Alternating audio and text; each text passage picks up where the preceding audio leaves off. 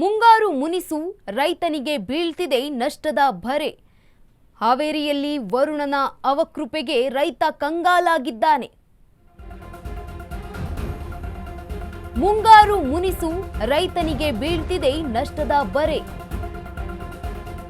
ಹಾವೇರಿಯಲ್ಲಿ ವರುಣನ ಅವಕೃಪೆಗೆ ರೈತ ಕಂಗಾಲಾಗಿದ್ದಾನೆ.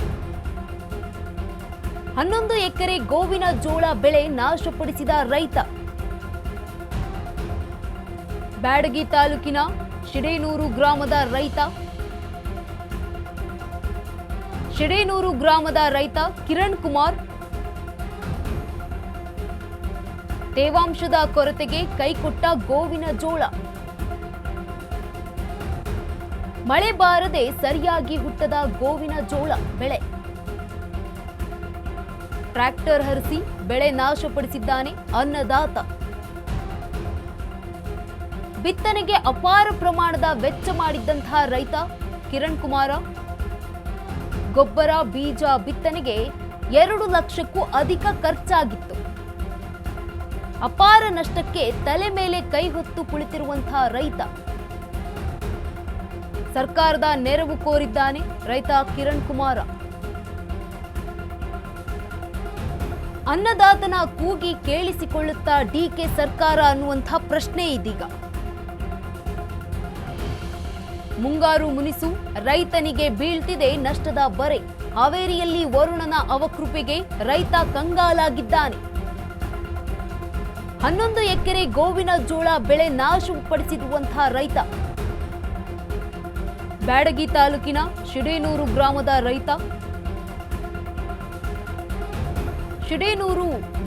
ರೈತ ಕಿರಣ್ ಕುಮಾರ ತೇವಾಂಶದ ಕೊರತೆ ಹಿನ್ನೆಲೆ ಕೈಕೊಟ್ಟಿರುವಂತಹ ಗೋವಿನ ಜೋಳ ಬೆಳೆ.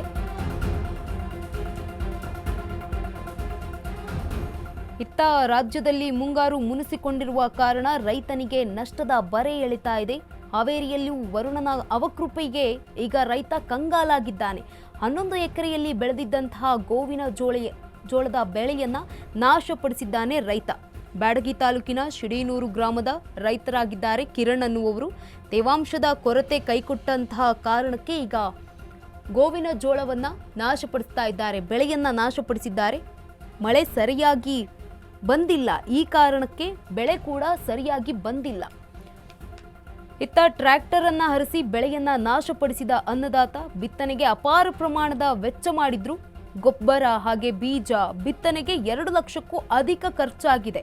ಅಪಾರ ನಷ್ಟಕ್ಕೆ ತಲೆ ಮೇಲೆ ಕೈ ಹೊತ್ತು ಕುಳಿತಿರುವಂತಹ ರೈತರು ಈಗ ಸರ್ಕಾರದ ನೆರವನ್ನ ಕೋರಿದ್ದಾರೆ. ರೈತ ಕಿರಣ್ ಕುಮಾರ ಅನ್ನದಾತನ ಕೂಗನ್ನ ಕೇಳಿಸಿಕೊಳ್ಳುತ್ತಾ ಡಿಕೆ ಸರ್ಕಾರ ಅನ್ನುವಂಥದ್ದೇ ಪ್ರಶ್ನೆ. ಬ್ಯಾಡಗಿ ಗ್ರಾಮದಲ್ಲಿ ಈ ಒಂದು ಘಟನೆ ನಡೆದಿರುವಂಥದ್ದು. ಹಾವೇರಿ ಜಿಲ್ಲೆ ಬ್ಯಾಡಗಿಯಲ್ಲಿ ಮುಂಗಾರು ಮುನಿಸಿಕೊಂಡಿದೆ. ರೈತನಿಗೀಗ ನಷ್ಟದ ಬರೆ ಎಳಿತಾ ಇರುವಂಥದ್ದು. 11 ಎಕರೆಯಲ್ಲಿ ಬೆಳೆದಿದ್ದಂತಹ ಗೋವಿನ ಜೋಳದ ಬೆಳೆಯನ್ನ ನಾಶ ಮಾಡ್ತಾ ಇದ್ದಾರೆ.